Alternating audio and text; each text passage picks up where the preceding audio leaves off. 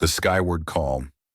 In the desolate autumn of 1587, the Roanoke Colony clung to life on a razor's edge.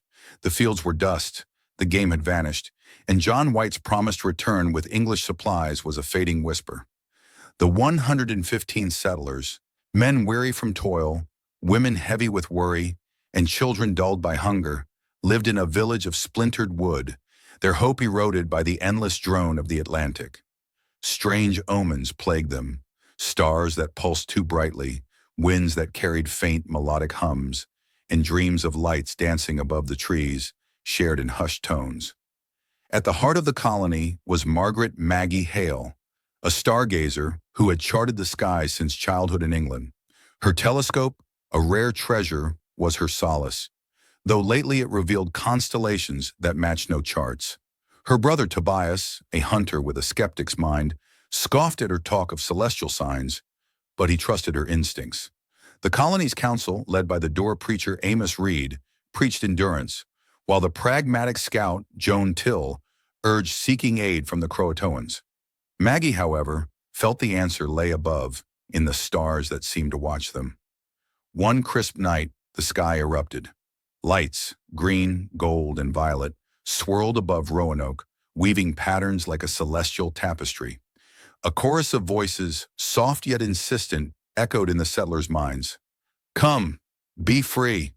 The air hummed with energy, and the ground glowed faintly where the lights touched. Maggie, telescope forgotten, stood transfixed, feeling the call in her bones. Tobias, gripping his musket, sensed no threat, only wonder. The settlers gathered, some weeping, others praying, as the lights formed a radiant arch, like a doorway in the heavens. Amos declared it a test of faith, warning of demonic deceit.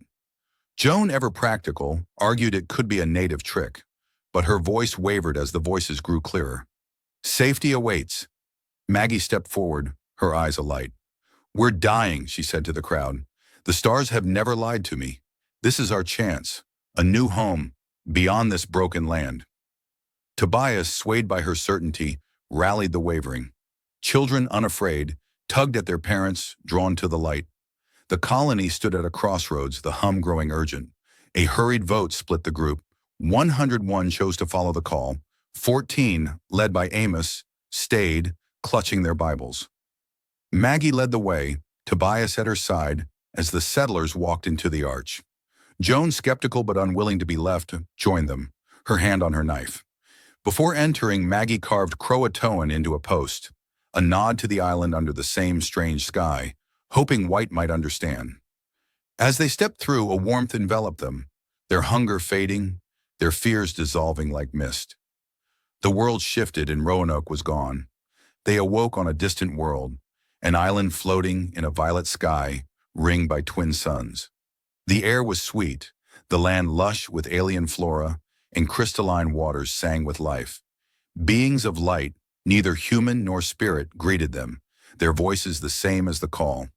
"You are home," they said, teaching the settlers to tend the land, their bodies adapting to the strange gravity. Maggie, now a guide among her people, mapped new stars, while Tobias hunted creatures that shimmered like glass. Joan explored the island's edges, finding no end but no fear either. The settlers thrived. Their English passed a distant song, their children born with eyes that glowed faintly under the alien suns. Back in 1587, Amos and the 14 faced a brutal winter, their prayers unanswered. When John White returned in 1590, he found only the empty village in Croatoan, a clue that led to a fruitless search on Hatteras. The Skyward Call faded into legend, whispered by natives who saw lights that night. Centuries later, astronomers noted anomalies in the Roanoke region, unexplained signals from a distant star, but none connected them to the lost colony, now living among the stars, forever answering the call that saved them.